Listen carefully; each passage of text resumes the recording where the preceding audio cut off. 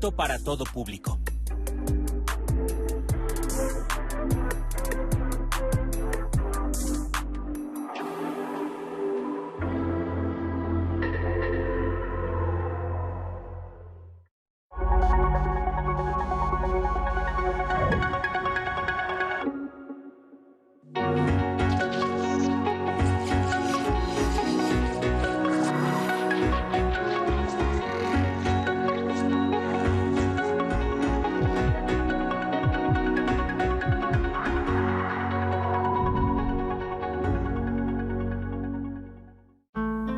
La fibromialgia es secundaria a una alteración en el sistema nervioso central, justo en un área que es la de control del dolor, que es la que discrimina qué estímulo sí lo traduce como doloroso y qué estímulo como no doloroso. Entonces hay una alteración en este sistema de control, hay una hipersensibilidad que hace que haya sensibilización central, y esto hace que puedas tú traducir como doloroso un estímulo que no lo es.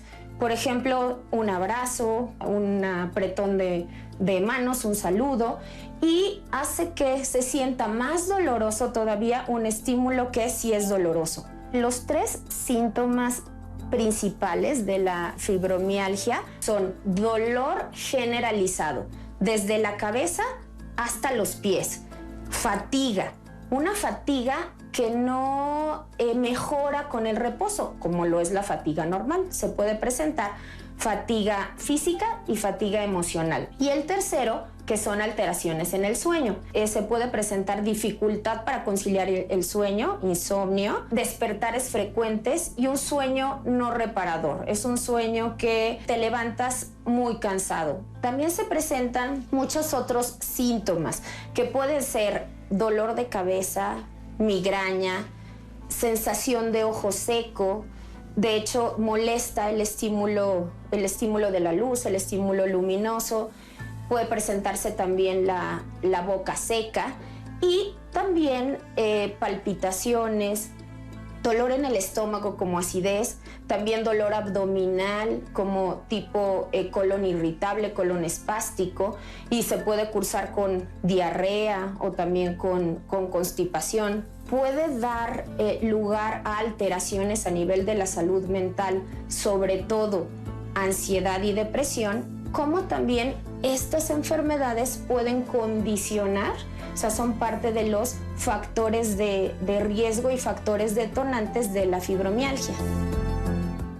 Hola, bienvenidos a Diálogos en Confianza. Hablemos de fibromialgia. Estamos listos para meternos al tema y quiero agradecer a nuestros intérpretes de lengua de señas mexicana. El día de hoy están con nosotros Jimena Raya, Magdalena Alejo y Alberto Mújica y Lía Vadillo. Y como siempre está conmigo Citlali, ¿qué tal?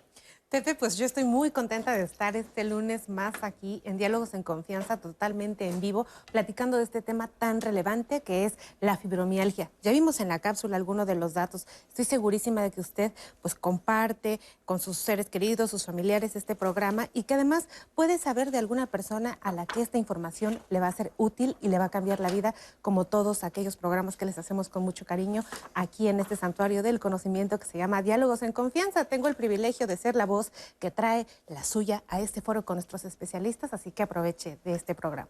Y les presento a los especialistas que nos acompañan el día de hoy. En primer lugar, el doctor Marwin Gutiérrez. Bienvenido, doctor. El doctor es reumatólogo, director del Centro de Excelencia en Reumatología, doctor en Ciencias Biológicas y de la Salud y maestro en Investigación Clínica.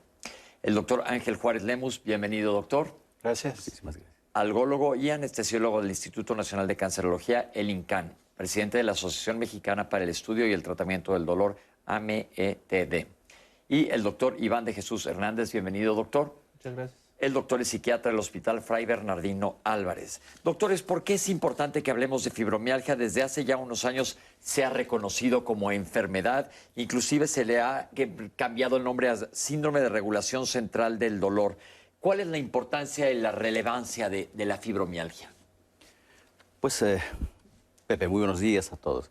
Creo que la importancia radica en un concepto base principal, que es una enfermedad de alta prevalencia y principalmente de baja atención. Creo que en ese sentido podemos desglosar una serie de aspectos principalmente orientados a poder darla a conocer mejor y, en cierta forma, a conocer mejor su manejo. ¿Se sabe qué causa fibromialgia? En realidad no se sabe exactamente qué es la causa, se sabe que hay factores genéticos que predisponen a algunos pacientes y también que hay desencadenantes, ¿no? Que pueden ser desencadenantes que sean un único evento o que sea una acumulación de eventos, por ejemplo, estrés, algún problema viral, una cirugía, pero a ciencia cierta no tenemos. No se sabe. ¿Qué relación tiene con salud mental? Porque es un perfil de paciente específicamente, por eso tenemos un psiquiatra aquí con nosotros. ¿Cómo es el perfil de un paciente con fibromialgia? Se le ha inclusive hablado como la colitis de los músculos, se le decía. Así es, de hecho es una enfermedad en la que el paciente sufre mucho estigma a lo largo del desarrollo hasta llegar al diagnóstico final. Es un paciente que sufre mucho porque el dolor no solamente es físico, sino también mental. Y también hay una alta prevalencia de problemas como depresión, ansiedad, otros problemas psiquiátricos. Que están asociados. Vamos a ver una cápsula del panorama general de la fibromialgia. La fibromialgia es la tercera enfermedad reumática más común después de la osteoartritis y de la lumbalgia. La fibromialgia se presenta a nivel global en aproximadamente cada 3 de 100 pacientes, cada 30 de 1000 pacientes. Puede variar de acuerdo al país, en un bajo y un alto porcentaje. En México es aproximadamente de 15 de cada 1000 pacientes. En 1992, la Organización Mundial de la Salud reconoció la fibromialgia como una enfermedad. De hecho, se había descrito previamente, inclusive hasta con otros nombres como fibrositis, pero es en este año, 1992, que la Organización Mundial de la Salud la reconoce. Y el día en el cual se conmemora esta enfermedad, la fibromialgia, es el 12 de mayo. Y esto es recordando la fecha de nacimiento de Florence Nightingale, que fue la precursora de la enfermería. Se presenta con mayor frecuencia en las mujeres, en general con una relación mujer-hombre de 3:1. Hay algunas otras series que mencionan que es todavía más frecuente en las mujeres. Y se puede presentar en cualquier grupo de edad, desde niños. Y el pico de presentación es entre 30 y 55 años. Se puede presentar ansiedad hasta en un 60%, depresión entre 15 y 36%, y además hay otros síntomas que le preocupan mucho al paciente, y es la dificultad para concentrarse, la cual se le ha denominado también fibroniebla, y alteraciones de la memoria. El reumatólogo es el especialista que en conjunto con otras disciplinas trata esta enfermedad. Doctores, ¿hay un subdiagnóstico de esta enfermedad o sí tenemos números reales? Efectivamente tenemos números, pero que en cierta forma tal vez no son, como tú dices, reales, porque claramente el desconocimiento, y no solamente de la rama médica, sino también de la población, principalmente la subestimación, hacen que no tengamos números reales, pero en cierta forma también hacen entender la necesidad de poder educar y en cierta forma también sentar las bases para conocer mejor este padecimiento. ¿Por qué más en mujeres?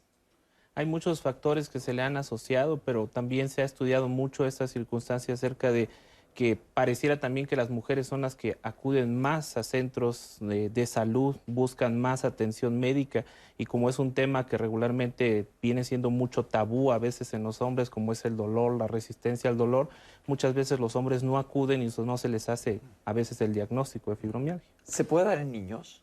Sí, es más frecuente, como mencionaron en la cápsula, entre 30 y 50 años. En términos generales, la edad media es el mayor pico donde se puede presentar. En niños está descrito, en adultos mayores también, pacientes de mayor edad, aunque generalmente son más problemas degenerativos, también se puede presentar. Entonces ya no es propiamente la fibromialgia, no es que haya un examen de sangre que te diga tengo fibromialgia. No, en realidad en fibromialgia no tenemos lo que llamamos nosotros los médicos biomarcadores o estudios que se piden de laboratorio. Pedimos estudios de laboratorio, de gabinete o biopsias. No hay alguno que realmente nos pueda determinar que se trata de de fibromialgia. Sí hay que solicitarlos, sobre todo los pedimos los médicos cuando sospechamos de alguna otra enfermedad. Ok, el doctor ya nos dijo por qué se da mucho más en mujeres, pero ¿existe además algo más biológico, además de lo que acaba de comentar el doctor? Justo Rosa Jiménez nos pregunta, doctores, acerca de esto y quiere saber si la menopausia tuvo que ver o tuvo que ver algún evento específico que le sucedió en esos momentos de su vida, pues coincidían con alteraciones emocionales y además con el cese de la menstruación. Pero hay en niños también y hay en hombres. Específicamente en el caso de las mujeres, hago la acotación de nuestra... Sí, en realidad también juegan un papel importante los cambios hormonales, tanto en la mujer y en cierta forma también en el varón, aunque la prevalencia sea inferior. Sin duda, la menstruación y otros cambios que pueden ser biológicos o inclusive físicos representan muchas veces el agravarse de algunos síntomas o en algunas ocasiones inclusive el inicio de un síntoma. Nos decían en algún momento el doctor cómo aspectos vinculados a estrés emocional, estrés físico, aspectos, por ejemplo, inclusive de choques automovilísticos o fuertes traumas, pueden desencadenar. Y entre ello se suma, sin duda, también el aspecto hormonal y mucho más en el género femenino. ¿Diferencia con fatiga crónica? Antes se hablaba mucho del síndrome de fatiga crónica. Muchas veces estos síntomas se sobreponen, ¿no? Hay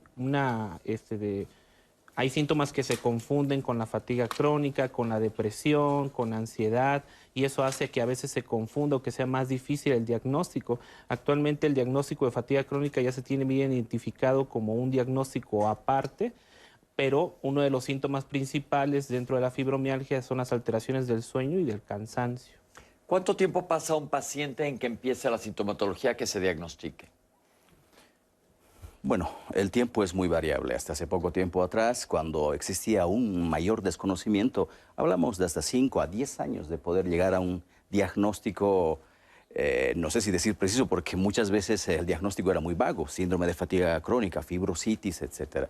Entonces, actualmente debo decir ya con mayor conocimiento de la patología y en cierta forma mayor concientización, porque eso es lo importante al reconocer esta entidad.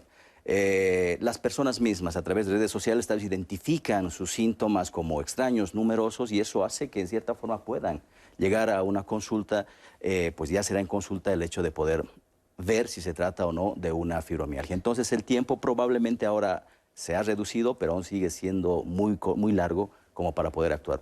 ¿Cómo hacer para concientizar a los familiares de pacientes que viven con fibromialgia? Bueno, yo creo que es muy importante tanto a los familiares como a los pacientes explicarles que realmente es una enfermedad, ¿no? Que no está en la mente, porque a veces existen ideas erróneas de que es algo mental, ¿no? Informarles que no es algo grave como que vaya a causar la muerte, pero que requiere atención, que requiere manejo y que pues hay que iniciar muchas veces incluso con tratamientos no farmacológicos, ¿no? Hacerles ver la parte benigna de la enfermedad y de alguna forma tranquilizarlos al saber que ya tienen un diagnóstico, porque muchas veces el que el paciente y la familia no sepan realmente qué tiene es una causa de más estrés todavía, ¿no? Doctor Ángel, pero en este punto a mí me interesaría preguntarle, ¿cómo es que convencemos a las personas que existe algo que en el terreno de la medicina es intangible? No hay un estudio, como lo dijo Pepe, que le demuestre a las personas que tienen fibromialgia, sin embargo tienen que aceptar este diagnóstico que es meramente clínico. ¿Cuál es su experiencia? ¿Cómo se convive con esto en las familias que van a aceptar que una persona justo pues tiene algo que no es demostrable objetivamente en términos médicos, pero que además pues le está mermando la calidad de vida en torno a la familia? Por eso se le decía la colitis de los músculos. Cuando hablamos lo que decíamos de colitis nerviosa, que ahora es trastorno funcional digestivo, tampoco hay un examen. Y sabemos que tiene una relación muy cercana con emociones. Tiene mucha razón Citlali. ¿Cómo podemos hacer eso? Porque lo han comentado ya aquí ahorita ustedes. La relación con las emociones es muy cercana, muy vinculada con la enfermedad. Más adelante, ahorita en unos momentos, veremos una cápsula sobre emociones. Pero, por ejemplo, ¿el estrés agudiza o hace que se presente más esto? Como dice Citlali, ¿dónde entran las emociones? Es que ante esta situación tenemos que hablar de que actualmente ya sabemos perfectamente muchas cosas acerca de los padecimientos mentales. Ya no son padecimientos donde no conocemos la fisiopatología en el sistema nervioso central. Ya sabemos cómo suceden muchas cosas. El estrés como evento es algo que puede cambiar el funcionamiento normal del cuerpo y eso puede detonar muchas veces la aparición de padecimientos. Como este. Como este. Entonces es muy importante la relación, lo que mencionaban hace rato de la prevalencia de problemas emocionales. Es muy común que esto pueda ser el detonante para que inicie el padecimiento. Perfecto, vamos a hacer una cápsula sobre las emociones y la fibromialgia. La fibromialgia es un padecimiento crónico que lamentablemente no tenemos certeza qué fue lo que lo generó, pero habitualmente se presenta más en mujeres que en hombres y habitualmente puede haber una situación límite emocional o física en la cual las personas no pueden superarlo. Y al estar en esta crisis de salirse de su área de confort y de solucionar sus problemas, llegan a un límite en donde hay una consecuencia y esta consecuencia es el dolor habitualmente.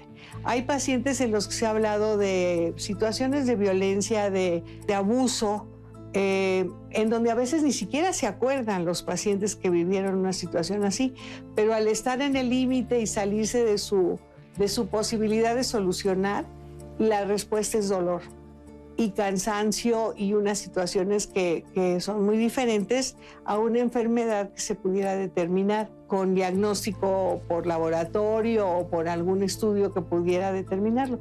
Entonces es una condición que no favorece, que no tenemos cómo demostrarlo con un estudio.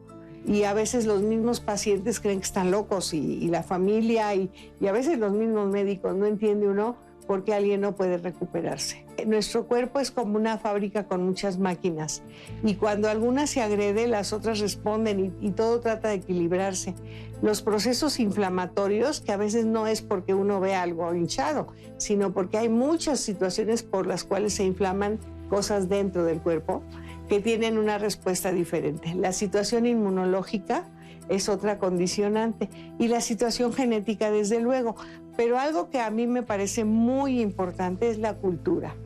Entonces la forma de educar a la gente también tiene que ver, porque en otros tiempos un niño se caía de su bicicleta y no lo dejaban ni llorar, le limpiaban y le decían que se volviera a subir a la bicicleta. Hoy casi los llevan al psicólogo si se caen. Entonces hacen una protección de tal magnitud que no son capaces de responder a problemas que son cotidianos. O sencillamente esta cultura de sobreproteger y querer resolver antes de que se presenten los problemas verdaderos hace que la gente sea más débil, menos fuerte, menos capaz de resolver. Y yo creo que eso es algo muy importante. Aunque en otros tiempos también hubo fibromialgia. Entonces, si juntamos lo congénito, lo inflamatorio y la situación cultural, son muchas cosas que pueden ser factores que conlleven a estas situaciones. Doctores, ¿con qué médico acudir? ¿Quién será el médico a quién se dirige todo el público que nos está viendo? En estos casos yo creo que es un tratamiento que debe ser de un equipo multidisciplinario. No solamente un médico es el que tiene que ver al paciente con fibromialgia.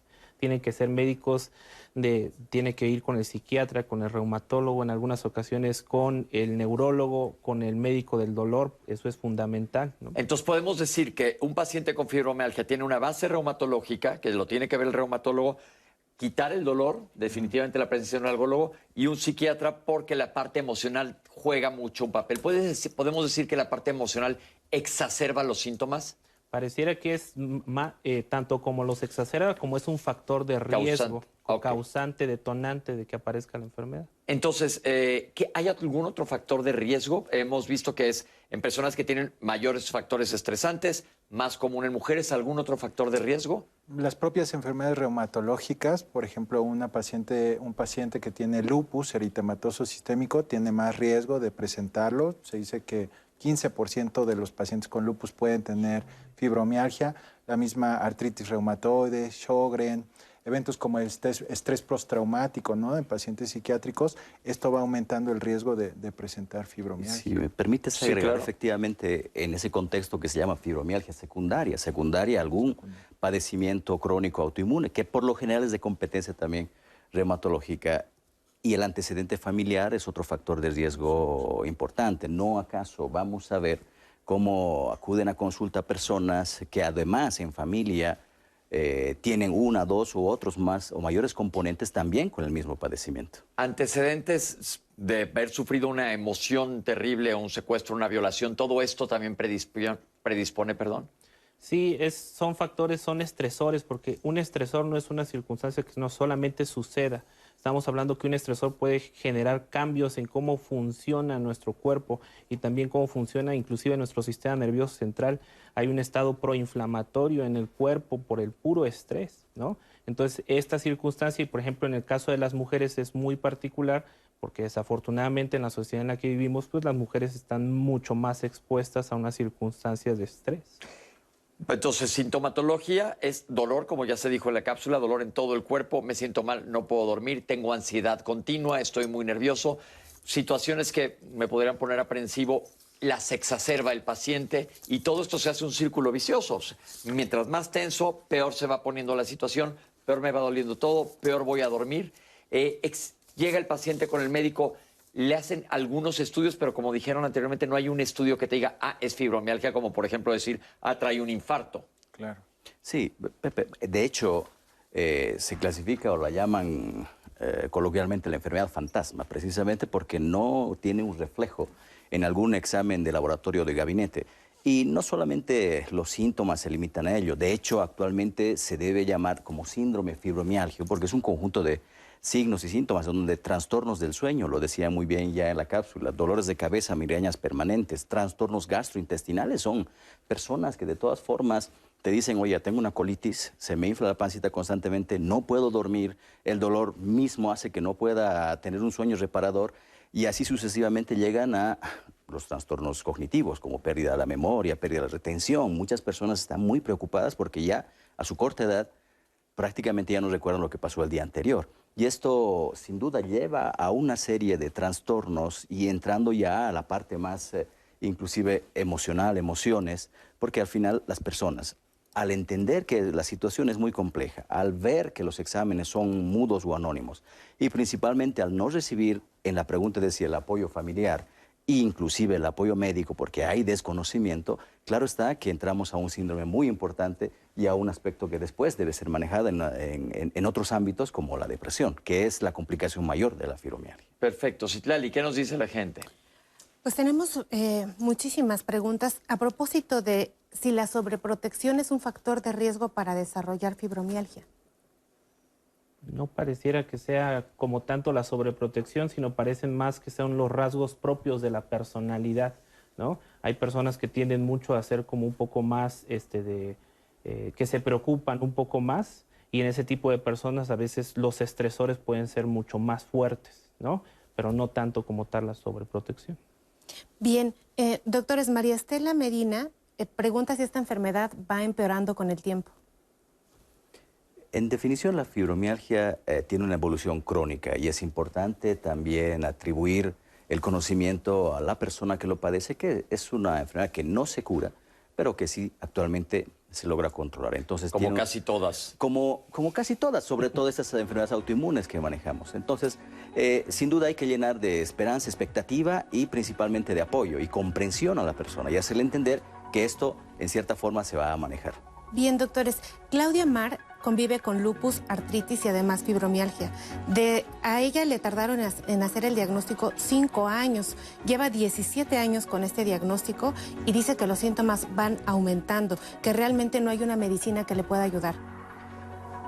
Bueno, ahí tiene mucha razón. En realidad, la parte no farmacológica es vital en estos pacientes.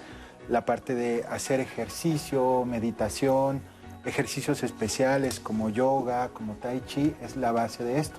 En cuanto a medicamentos, estamos limitados porque hay una respuesta parcial, no es una... Doc, tenemos que hacer un corte ahorita, pero vamos a regresar y vamos a hablar de las opciones de tratamiento. Claro. Entonces, perdón la interrupción, pero ahorita regresamos con ustedes. Estamos en vivo en Diálogos en Confianza.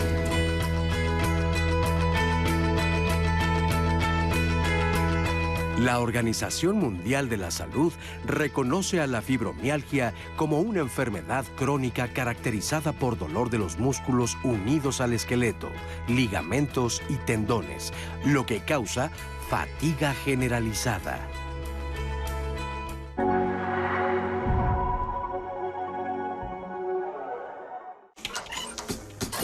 raticida, gasolina, ácido de batería, amoníaco,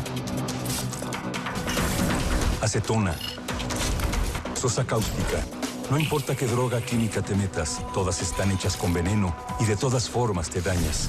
Si necesitas ayuda, llama a la Línea de la Vida, 800-911-2000. Para vivir feliz, no necesitas meterte nada.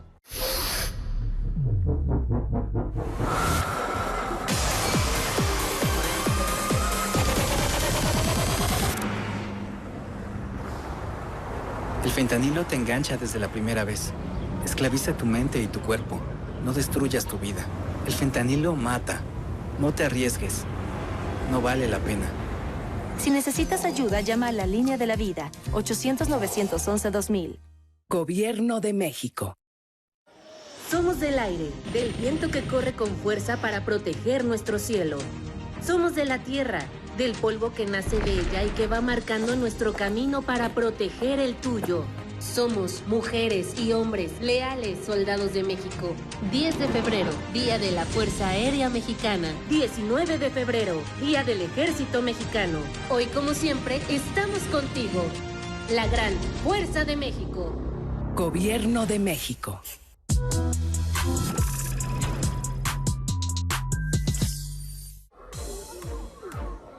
Procurar la salud y desarrollo integral de niñas y niños es un acto de amor. Todas y todos deben tener el esquema de vacunación completo de acuerdo a su edad. Para que todas y todos podamos estar cerca, vacunarlos es la mejor decisión. Lleva a vacunar a las niñas y niños para completar sus esquemas y no olvide su cartilla nacional de salud. Secretaría de Salud. Gobierno de México.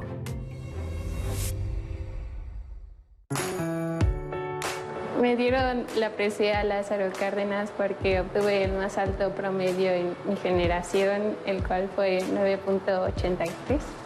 Cuando me enteré que había ganado el galardón, se lo comuniqué a mi mamá y después a mi papá.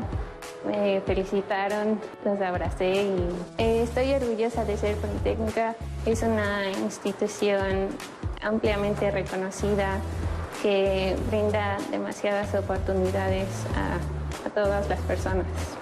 Viva el Politécnico Nacional.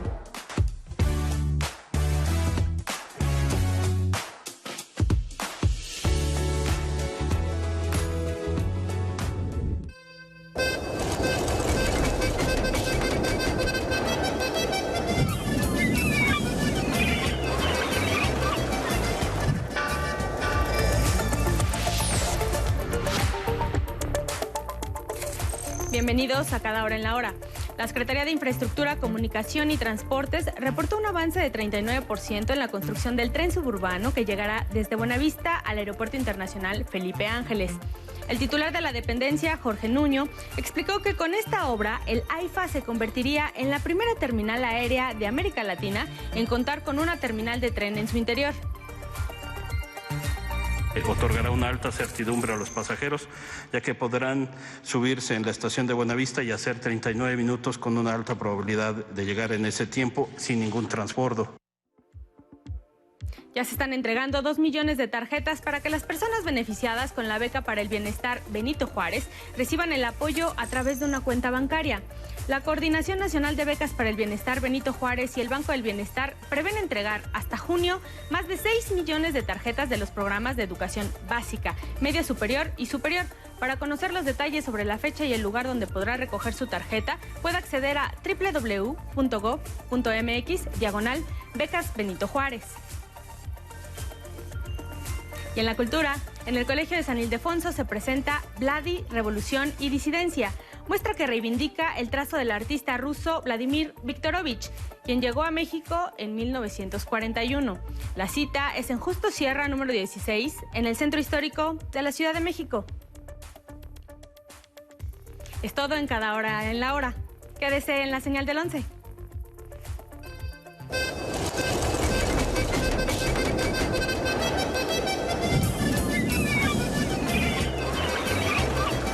El Politécnico me ha dado la oportunidad de estudiar lo que siempre he querido estudiar, que es la carrera de médico cirujano.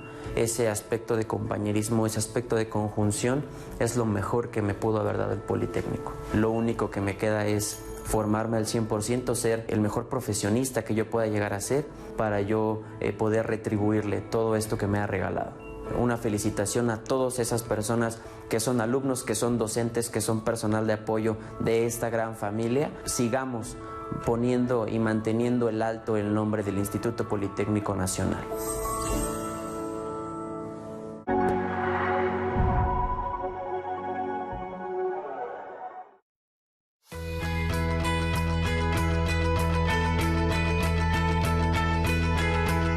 La fibromialgia es una enfermedad que en el diagnóstico se confunde con otros padecimientos, ya que los síntomas se presentan de manera distinta en cada persona. Las opciones del tratamiento son muy importantes desde el punto de vista farmacológico, pero antes que ello hay la necesidad muy trascendente de que el paciente esté bien entendido de lo que le está pasando. Hay momentos en que hay crisis y tiene mucho dolor, mucho cansancio, no puede con la vida y pareciera que está deprimido. Muchas veces dicen que se está haciendo el cansado y que no hace nada, pero la verdad es que está sufriendo intensamente. Desde el punto de vista emocional, lo importante es que el paciente se conozca la evolución de la enfermedad, pero se conozca cómo se siente. Entonces, una vez que tenemos un esquema que lo puede controlar, que lo sepa para que en el momento que se salga y tenga crisis, sepa cómo detenerla. Desde el punto de vista farmacológico, hay un esquema de tratamiento que es fundamental. Los pacientes con fibromialgia necesitan tomar antidepresivos que va a estabilizar en su cabeza estas vías de dolor descendente. Necesita tomar analgésicos que son fuertes para que su percepción al dolor se modifique. No necesariamente antiinflamatorios. Pueden ser narcóticos pero débiles, que no se va a volver un adicto, sino que va a saber cuándo debe tomarlos, porque esto no es siempre. Entonces, los momentos de crisis yugularlos con medicamentos analgésicos fuertes que van a cortar este momento de dolor. Pero por otro lado, tiene que tomar anticonvulsivantes que van a ayudar a estabilizar también la comunicación de su sistema nervioso periférico para que pueda vivir sin dolor. Entonces, los analgésicos antiinflamatorios son muy eventuales, porque estos le van a dañar más, dado que es un proceso crónico. Y entonces los anticonvulsivantes, los antidepresivos y los analgésicos potentes van a ser de mucha ayuda en diferentes dosis dependiendo del momento. Entonces el paciente tiene que aprender a usarlos para tener una protección previa para que no se desencadene la crisis y, por ejemplo, puede tener diarrea o náusea o gripa y entonces las dosis se van a modificar. Y entonces tienen que estar con un médico que esté al pendiente de ellos y que le pueda llamar y decirle, estoy en esta condición, y le pueda decir, ahora súbele a esto, bájale a lo otro, ¿no? Lo importante es que estén en un estado en donde puedan descansar. Todo eso hay que educar al paciente para que lo sepa manejar, pero los fármacos son muy importantes. Abordemos, doctor, estaba ya abordando el tratamiento y lo interrumpí. Ahora sí, entonces, ¿cómo manejar el dolor? Bueno, lo mencionó la doctora Araujo en el clip. Es importante el tratamiento no farmacológico, pero en una forma ordenada, porque obviamente los pacientes se quejan de más dolor cuando hacen ejercicio. Cuando tienen actividad, aumenta, entonces tiene que hacerse de una forma regulada. Obviamente tiene que ser durante un tiempo prolongado, no es una semana o dos, sino tiene que ser invertir 3 meses, 6 meses y también 3 o 5 días a la semana, de ser posible, al menos 20 minutos de ejercicio. Tenemos medicamentos, evitar el abuso de antiinflamatorios no esteroideos. Generalmente se utilizan anticonvulsivantes o antidepresivos, dependiendo de qué síntoma tenga más el paciente. En los pacientes que tienen más insomnio o más problemas cognitivos o más dolor neuropático, se utilizan algunos tipos.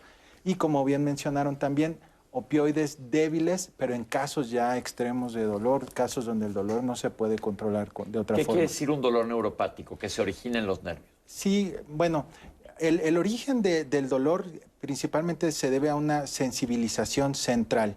Hay un problema en cómo se está percibiendo y cómo se transmite el dolor en estos pacientes. Y entonces no es tanto un problema inflamatorio, sino es un problema de la percepción del dolor y son medicamentos que van a actuar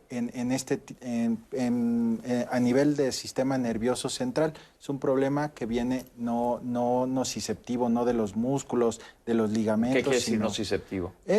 Que tiene una relación con los receptores del dolor. Okay. Ajá, que hay un problema en tejidos, en estructuras. Doctor, la parte emocional, ¿por qué es tan importante? Pareciera ser que los pacientes que sufren de fibromialgia tienen un patrón emocional más específico. Sí, la mayoría de las personas estamos hablando de una enfermedad que es sumamente discapacitante y eso también es importante tenerlo en cuenta. La depresión, es muy común que las personas tengan comorbilidad con depresión y la depresión también por sí sola es una enfermedad muy discapacitante. ¿Y qué fue primero, el huevo o la gallina? Exactamente. Afortunadamente, entre los tratamientos que podemos utilizar, los antidepresivos, principalmente antidepresivos que nosotros le llamamos duales, que son un poquito más complejos de su utilización, comparten muchas vías del dolor, lo cual ayuda mucho en la circunstancia para el manejo del dolor con el antidepresivo, pero no solamente queda en la parte farmacológica, también es importante el manejo con terapia, principalmente cognitivo-conductual, mindfulness, que ayudan, que están basadas en técnicas de relajación y que ayudan al manejo del dolor. ¿Podemos decir que si un paciente aprende a estar más relajado, más tranquilo, va a disminuir la sintomatología? ¿Por eso todas esas terapias que acompañan a la terapia farmacológica? Así es, Pepe. Recordemos que es una enfermedad de muchas reglas y pocas píldoras, ¿no? El tratamiento ya muy bien ha sido subrayado, que se divide en farmacológico y no farmacológico, donde el no farmacológico asume un papel fundamental y va desde simplemente hasta, primero, educar a la persona, hacerla consciente, darle a conocer qué es la fibromialgia, para que después pueda ella misma o él afrontar el plan que uno se le estructura. Recordemos que el ejercicio puede ser el mejor tratamiento no farmacológico para el paciente, pero el cansancio, el dolor es lo que menos te deja hacer, ¿no? Y entonces, en ese sentido, lo que hay que hacer principalmente es motivar, es decir, a la persona que, por ejemplo, si queremos actividad física, debemos hacerla regular, el mismo tiempo, todos los días, sean días buenos, en días malos. Habrá que enseñarle principalmente a que el dolor no debe ser la principal limitación para que no haga ejercicio. Hay que motivar y hacer entender que, en cierta forma, la perseverancia, la persistencia y la paciencia van a ser fundamentales para que pueda llevar a cabo todas estas terapias no farmacológicas. Está ahí la acupuntura, está ahí nadar, está ahí correr, está ahí prácticamente apoyo psicológico, psiquiátrico. Todo lo que implica prácticamente no medicamentoso es fundamental en estos pacientes. Doctores, quiero compartir con ustedes, nos llamó Gabriela, recuerden el centro de contacto con la audiencia 55 51 66 40 00. Gabriela Noriega dice que desde niña tuvo dolores, pero no es hasta hace 7 años que le dan el diagnóstico. Es muy difícil tenerla, pues mucha gente la sigue considerando como que no es una enfermedad. Bajo este concepto, ¿cómo le hacen las personas para tramitar su incapacidad ante el IMSS, ante el ISSSTE, si pues no es objetivo, y cómo les comprueban a sus jefes que están teniendo este tipo de problemas? Bueno, en realidad partimos de un concepto fundamental que ha sido reconocida por la Organización Mundial de la Salud y que principalmente en la definición de salud, concepto de salud, está el bienestar físico, mental y social. Y la fibromialgia afecta a estas 3 fuentes importantes. Probablemente el problema con el cual tropezamos en los diferentes servicios sociales o seguros sociales, perdón, es el hecho de que al no generar cambios en laboratorios, al no generar probablemente cambios biológicos o fisiológicos inflamatorios, se considera un problema que en cierta forma de no relevancia, cuando en realidad es una de las que más deteriora la calidad de vida, una de las que más condiciona a cambios de las habitudes y una de las que más te limita a los cambios de la vida cotidiana. Aspectos muy simples, evidentemente no puede hacerlos con la fibromialgia. Bien, doctores, comparto también con ustedes la llamada de Ana María Herrera, que nos Nos dice que ella tiene fibromialgia desde hace 15 años. Ha pasado por una cantidad impresionante de especialistas. Sin embargo, actualmente está con tratamiento psiquiátrico. Le ha ayudado mucho al respecto de lo que usted decía, las terapias complementarias, yoga, natación, ejercicios, mindfulness, cuidando la alimentación. Los dolores han disminuido. ¿Tiene que ver la alimentación con el dolor? Sí, la alimentación es muy importante en realidad para prácticamente todas las enfermedades, ¿no? Por ejemplo, un paciente diabético, un hipertenso necesita también tener cambios en su actividad y en su dieta, y la fibromialgia no es la excepción. Son de utilidad algunos alimentos como por ejemplo cúrcuma, la canela, ¿no? Diferentes medicamentos que son antiinflamatorios, y tratar también de evitar algunos alimentos que son proinflamatorios, ¿no? Por ejemplo, los lácteos, el gluten. Entonces es importante también llevar a cabo una adecuada alimentación. Pero no existe, según nutriólogos, una dieta específica para pacientes con fibromialgia. Sí, bueno, en la medicina hay dietas antiinflamatorias, estrictamente hablando, que justo se apegan a lo que el doctor nos está Pero mencionando. a lo que voy es que ahorita comentaron que no hay ningún marcador inflamatorio, no se refleja en ninguno de los estudios. Entonces, ¿cómo Sin le embargo, hacen? el tratamiento ortodoxo es con antiinflamatorios, con AINES. Es que cuando hablamos de fibromialgia siempre hablamos de los sospechosos comunes en inflamación en el cuerpo, ¿no? Hablamos de algunas sustancias como interleucinas, pero esas están presentes en todo lo que provoca inflamación. Entonces, Cualquier enfermedad prácticamente que no tenga son algún componente inflamatorio. específicos de la fibromialgia, ¿no? Entonces eso genera muchas veces ese problema. Sí. Tal vez solo para complementar, actualmente la parte ya más de evidencia en términos de alimentación, porque la alimentación y dolor van de la mano en diferentes patologías. Y en la fibromialgia en específico, la que tal vez más ha dado resultados es la restricción o eliminación del gluten de la alimentación, ¿no? Es la que en cierta forma, por mecanismos, llega a contribuir a controlar mejor el dolor. Ok, entonces lo ideal sería que vayan con un nutriólogo que les dé una dieta específica. Sí, y después adaptarla a las características físicas y alimentarias de la misma persona. sobre todo Pues si hay otra patología. Imagínate que ya tenemos todo un dolor crónico generalizado y encima tengamos que restringirle muchas otras cosas más. Entonces ya entramos nuevamente en el círculo de estrés nuevamente. Y la fibromialgia, hay que entender, no tiene dietas, pero sí alimentos que en cierta forma debe el paciente saber elegir cuándo sí, cuándo no, cuáles sí, cuáles no. Y esto se lo da un nutriólogo. Por lo general sí, digamos, cada uno de los especialistas tenemos las nociones básicas para poder aconsejar, pero quien en cierta forma tiene la autoridad y debería ser, y es una invitación, un nutriólogo que se especialice en fibromialgia, que son muy pocos, conozco muy pocos en el país, entonces una invitación adicional para esto. Ok, tenemos un testimonio, vamos a verlo y ahorita regresamos con más preguntas. Mis síntomas comenzaron hace 23 años y fue a partir de pequeños dolores en diversas partes del cuerpo. Empezó como si hubiera tenido una tortícolis y dormí mal. Empezó en el cuello, fue bajando hacia los hombros y me empezaba un malestar general que no sabía mucho cómo describirlo. Pero al transcurso de 2 o 3 días que esto no mejoraba, fui con el doctor y nunca imaginé que de ahí empezaría el primero de muchos doctores. Durante año y medio fui a una cantidad tremenda de doctores. Algunos me decían, no tienes nada, otros me mandaban análisis, los análisis salían normales. Por supuesto, los dolores empezaron a incrementar y junto con los dolores también empezó la parte emocional. Te sientes mal, no encuentras un diagnóstico, la familia está preocupada, pero también llega un momento que dicen, te ves bien, los análisis salen normales, el doctor está diciendo que no tienes nada, entonces empieza, aparte de los dolores físicos, empieza un malestar emocional, un malestar de desesperación, de desesperanza, de decir, si no tengo nada, ¿por qué me siento tan mal? A mí me dolía desde la cabeza hasta la punta de los dedos. O sea, y hubo muchas ocasiones donde yo no tenía fuerza. Y me hicieron muchos estudios y yo no tenía nada en los músculos. Pues yo no tenía la fuerza para levantar un bote de leche, para agarrar 4 platos juntos. O sea, no tenía esa fuerza y tenía mucho dolor. Tanto dolor como cuando te da temperatura y tienes mucho dolor, te va a dar una gripa.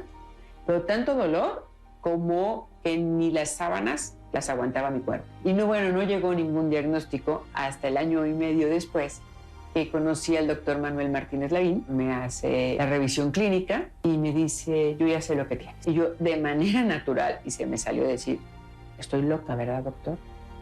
Me dijo, no, tienes una enfermedad real que se llama fibromialgia. En el momento que yo recibo el diagnóstico, por fin dije, deseo concedido, ya tiene un nombre todo lo que estoy sintiendo. Aparte de los medicamentos, sí, para el dolor, analgésicos o algunos medicamentos que ayudan mucho para los síntomas, el tratamiento es integral.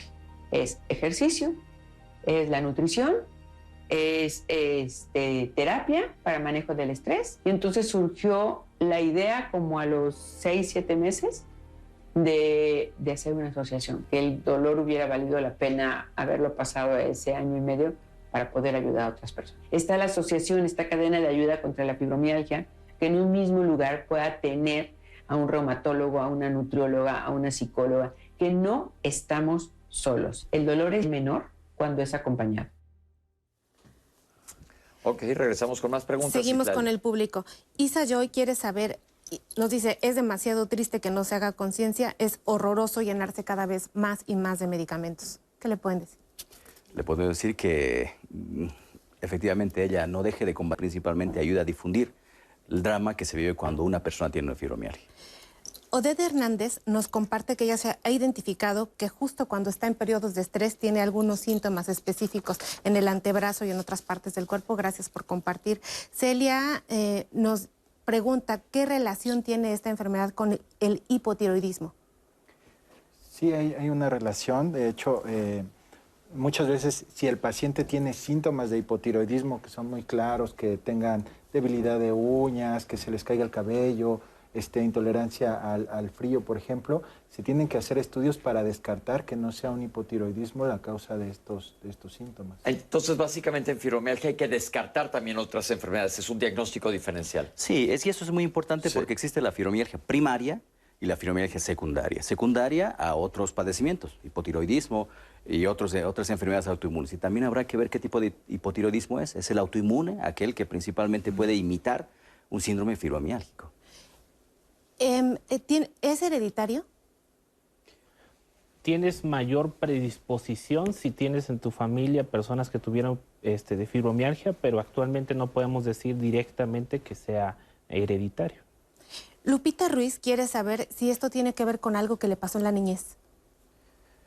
Hay muchas circunstancias, ¿no? Tendríamos que ver a qué se refiere con eso que sucedió en su infancia, si es un estresor importante. Yo le recomendaría que acudiera con expertos y profesionales para que se atendiera. Mismo comentario, yo creo que le queda muy bien a Miriam Bojorges, que ella convive con hipotiroidismo, además fibromialgia. Dice que realmente son unos dolores espantosos, nada la ayuda. También insiste en preguntarles, doctores, cómo tramitan sus incapacidades ante los médicos por la discapacidad que causa esta condición de salud. Es importante que de todas formas, Lupita, si no recuerdo mal el nombre, sepa muy bien diferenciar cuáles son los síntomas del hipotiroidismo y de la fibromialgia, porque mucho depende, a veces una se descontrola y afecta a la otra. ¿Cómo tramitar? Es muy difícil y depende primero de su médico y segundo de su entidad de salud. Muchas personas podemos sugerir que llevan el estatuto de la Organización Mundial de la Salud y llevan que la fibromialgia es reconocida como un padecimiento y eso en muchas ocasiones puede susceptibilizar o sensibilizar, mejor dicho, a la comunidad médica para que pueda ser reconocida como discapacidad. Bien, doctores, ¿es lo mismo fibromialgia que neuralgia? Pinky Rose nos pregunta esto. No, es diferente. La fibromialgia, como mencionaron, es una enfermedad como tal. La neuralgia es igual a dolor asociado a un nervio, ¿no? Un dolor originado por un nervio. Bien, llamó María de la Luz Rodríguez para saber si el dolor que queda después del herpes zóster tiene que ver con la fibromialgia. Podríamos más bien decir que ha podido detonar sobre una persona predispuesta. No es raro ver personas que después de asaltos, después de traumas físicos, de traumas emocionales fuertes, inclusive infecciones, como decía el doctor Ángel, virales, atención al coronavirus, que se ha desarrollado como un gatillo imponente del síndrome de fatiga crónica o de la fibromialgia. Entonces, puede ser que sí, habrá que profundizar un poco más y en cierta forma ver si ella tiene estos síntomas para poder determinar si ha sido desencadenado. Pero recordemos, y lo vimos aquí ya una vez, lo pueden buscar en YouTube, que existe la neuralgia postherpética, que es una entidad per se. Cuando tienes herpes puedes tener neuralgia, que es lo que acaba de comentar el doctor, secundario al herpes. ¿El CBD les ayuda con este dolor? Actualmente hay muchos protocolos de estudio, principalmente con componentes del cannabidiol, pero no hay ningún medicamento aprobado como tal para la utilización de la fibromialgia. Llamada anónima, ¿cuáles son los síntomas que tiene la fibromialgia? Esta persona dice que era paciente de cancerología, acudió por un dolor muy fuerte, no nos comparte dónde, pero el doctor le dijo que era por estrés, incluso él tenía un derrame, esta persona tenía un derrame ocular. ¿La fibromialgia se desarrolla con dolores por estrés? Se puede incrementar por el estrés, ¿no? Y como vimos, es una parte de los detonadores. El tener un estrés, mencionamos no nada más agudo, sino repetitivo, crónico, puede condicionar que se desarrolle la fibromialgia. Y el estrés puede incrementar el dolor o la percepción del dolor. Alex, el Scout, quiere saber la diferencia entre artritis y fibromialgia. Bueno, hay una diferencia fisiopatológica importante. La artritis es una enfermedad autoinmune y la fibromialgia no. Y en términos de manifestaciones, digamos que la artritis tiene una predilección hacia las articulaciones y tendones con dificultad de movimiento y dolor en las articulaciones. En cambio, la fibromialgia tiene una predilección para los músculos y para prácticamente algún tipo de fatiga y cansancio. Son dos aspectos diferentes. Aide Ruiz dice que esta enfermedad no se la desea ni a su peor enemigo. ¿Es real que aumentan los dolores con el frío y con la humedad? Cualquier trastorno o cualquier aspecto físico puede generar cambios en los dolores de la fibromialgia, ya sea aumentarlos o disminuirlos. Entonces, sí, sin duda aspectos físicos como ambientes fríos, contrastantes, ambientes calurosos inclusive, pueden desencadenar una serie de manifestaciones o incrementar el dolor. Bien, pues voy a leer el último comentario de María de Rocío Fuentes, que les pregunta si el cortisol tiene que ver con esta enfermedad y con la inflamación. Precisamente en las personas que tienen alteraciones de trauma complejo, que es un término que utilizamos en psiquiatría, se generan alteraciones principalmente en cómo se produce el cortisol. Esto hace que las personas tengan un estado de estrés constante. Entonces pareciera que eso es lo que hace que las personas sean mucho más sensibles a ciertos estresores y pareciera que es cuando dice la gente, pareciera que está exagerando. No, es una persona que tiene una predisposición para ser más sensible a este tipo de estresores. Pues doctores, audiencia, las dudas de nuestro público. Doctor, estos podemos resumir diciendo que es una enfermedad que es más común en mujeres, que afortunadamente se está reconociendo como una enfermedad ya varios años, aprobada por la Organización Mundial de la Salud, en donde hay síntomas dolorosos en todo el cuerpo. No hay un laboratorio, un examen de laboratorio ni de gabinete que te diga, ah, es esto, sino es un diagnóstico clínico. Se acompaña mucho de cierto tipo de personalidad y trastornos emocionales, por lo cual es muy importante, como dijo el doctor, que se manejen con medicamentos psiquiátricos y con terapia, también lo recalcó el doctor, que estén bajo una supervisión reumatológica y que se maneja con medicamentos para el dolor. Pero a la vez de todo esto, son pacientes que tienen que aprender a conocer sobre su enfermedad porque existen las alternativas de tratamiento o los complementos de tratamiento, como lo han dicho los doctores aquí en el foro, como es el tai chi, la relajación, ya hablamos de terapia, natación, diferentes ejercicios, que al principio puede costar mucho trabajo por los dolores, pero que eventualmente va a ayudar mucho a los dolores. ¿Algo que queramos agregar antes de irnos, doctores? Yo principalmente quisiera agregar que, más bien, enviar un mensaje de esperanza y ánimo a las personas que padecen de esta patología, porque efectivamente es una patología, decíamos, y su rollo incomprendida, pero que en cierta forma encuentra una razón de existir y principalmente también actualmente tiene una forma de manejo ya que puede contrarrestar y principalmente devolverles al menos esa calidad de vida que ellos han perdido o que piensan haber perdido. Solo se trata de comprensión, paciencia, escuchar y trabajar en él y en el entorno familiar. Y recuerden que vieron la última cápsula, los grupos de autoayuda funcionan muchísimo porque muchas veces te sientes muy solo con una de estas enfermedades que dices ni mi familia ni nadie me entiende. Entonces acudir a un grupo de autoayuda en donde te van a apoyar y además existen muchos especialistas, aquí ya van a tener los nombres de los de nosotros para que puedan acudir con ellos si tienes esta patología. Y básicamente llegamos al final del programa, doctores. Les quiero agradecer por haber estado aquí con nosotros. Creo que se ha dado información bastante importante. Citlali, buen programa, ¿no? Pepe, como siempre, y nuestro público, pues fiel siempre aquí a Dialogar en Confianza. Perfecto, también nos quiero agradecer también a nuestros intérpretes de lenguas de señas que están con nosotros todos los lunes. Esperemos que les haya gustado este programa. Estuvimos totalmente en vivo aquí en Diálogos en Confianza y lo vamos a subir a las redes. Nos vemos la próxima semana. Gracias por acompañarnos. Gracias.